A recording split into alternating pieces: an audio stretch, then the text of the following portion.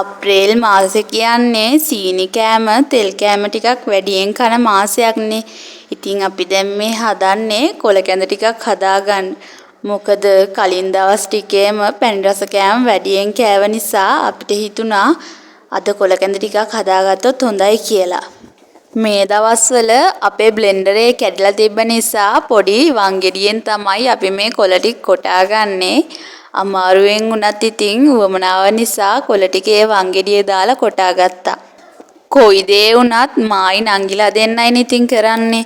අපි තුන්දෙනා ඉතින් මාරුවෙන් මාරුවට තමයි මේ කොළ ටික කොටා ගත්තේ. කොහොම හරි ඉතින් අමාරුවෙන් කොළ ටික කොටාගෙන දැන් මේ හදන්නේ කොළ කැඳ එක හදාගන්න.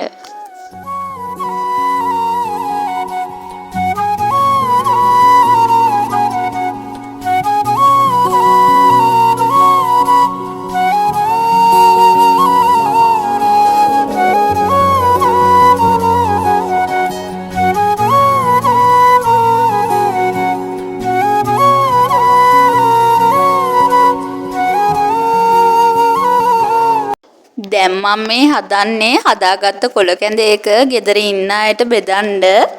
අම්මයි තාත්තයි ටිකක් දවල් වෙලා ගෙදර එනවා කිව්ව නිසා එයාලගේ කැඳ ටික වෙනම අරන් තිබ්බා. ගොඩක් අය කියනවානේ උදේට කැඳ බිව්වහම පණ නැති ගතිය, නිදිමත ගතිය එනවයි කියලා. ඒ වුණාට මේ කොළ කැඳ ටිකක් උදේට බිව්වහම දවල්ටත් කන්න ඕනේ වෙන්නේ නැහැ. ඒ තරම්ම බඩ පිරෙනවා. දැන් ඉතින් මම මේ හදන්නේ හදාගත්ත කොළ කැඳ එකේ රස බලන්න. හදාගත්ත කොළ කැඳ එකක් බීලා දැන් මම මේ හදන්නේ දවල්ට කෑම හදාගන්න. මේ නම් ලුණු කපා ගන්නේ සෝයා ඩෙවල් එක හදන්න. මං හිතුවා හැමදාම සෝයා එක තෙල් දාලා කනවට වැඩිය මේක ඩෙවල් එකක් විදියට හදවුවොත් හොඳයි කියලා.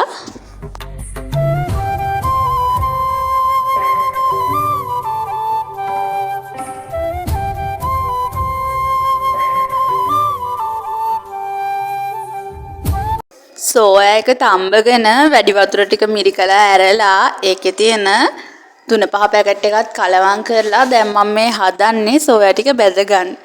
බෙදගන්නවා කිව්වට වැඩි තෙල් දාලා නම් නෙවෙයි. පොඩ්ඩක් විතර තෙල් ටිකක් කලවම් කරලා මේ සෝයා ටික රෝස්ට් කරලා වගේ තමයි ගන්න හදන්නේ.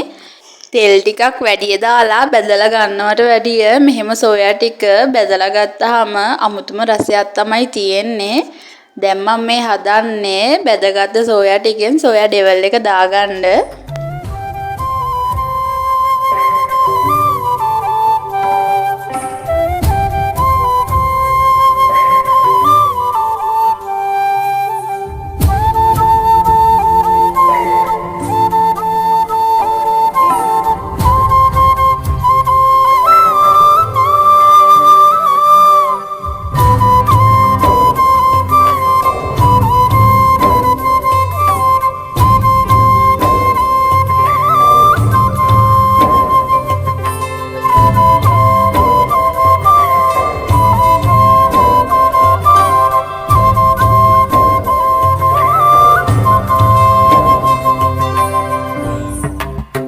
මේ තෙම්පරාදුවට සෝස් වගේම සෝයා සෝස් ටිකුයි සීනි ටිකුයි එකතු කරගත්තාම ඩෙවල් එක තවත් රස වෙනවා. දැන් මේ හැම දෙයක්ම දාලා කලවම් කරලා බෙදගත්ත සෝයා ටිකක් දාලා මං කලවම් කරගෙන ඩෙවල් එක හදලා ඉවර කරනවා. මේ වෙද්දි නම් දවල් කෑම ඔක්කොම හදලා තමයි තියෙන්නේ. ඒක නිසා මං දැන් නාගන්න තමයි යන්නේ.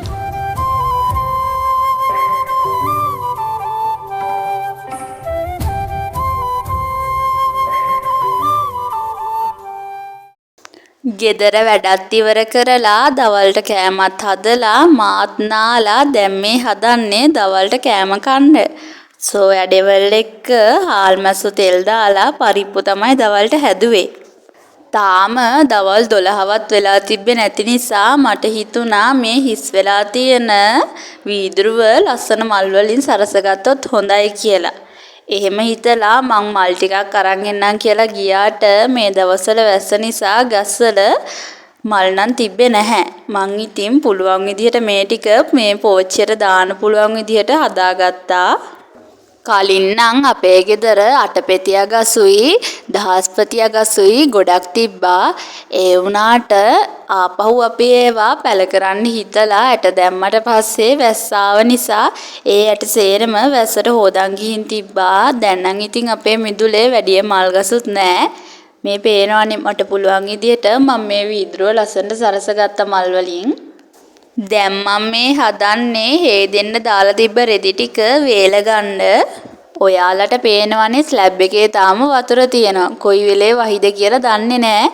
ඒ වුණාට අවුවක් වැටිච්ච වෙලේ ටක් ගාලා රෙදි ටික වේල ගන්න දැම්මා. දැන් ඉතින් මට කරන්න අමාරුම වැඩේ තමයි මගේ කකුලේ තුවාලෙත් එක්ක වැස්සක් එනකොට ආපහු ඉතින් උඩට දුවගෙන ඇවිල්ලා මේ රෙදි ටික ගන්න එක. වොෂින් මැෂින් එකේ රෙදි හොදන නිසා අපි සතියකට එකපාරක් හරි දෙපාරක් හරි තමයි රෙදි ටික හොදගන්නේ. හැමදාම ඉරිදට රෙදි හොදන එක නම් අනිවාර්යයෙන්ම කරනවා. රෙදි ටිකක් වැඩියෙන් එකතු වුණ දවසට තමයි සතියේ මැද දවසක රෙදි හොදගන්නේ. රෙදි ටිකත් වේලෙන්න දාගෙන මම මේ බලන්න ආවේ ෆැෂන් ගෙඩියක් ඉදිලා තියනවාද කියලා. ඒ වුණාට එක ගෙඩියක්වත් ඉදිලා නම් තිබ්බේ නැහැ.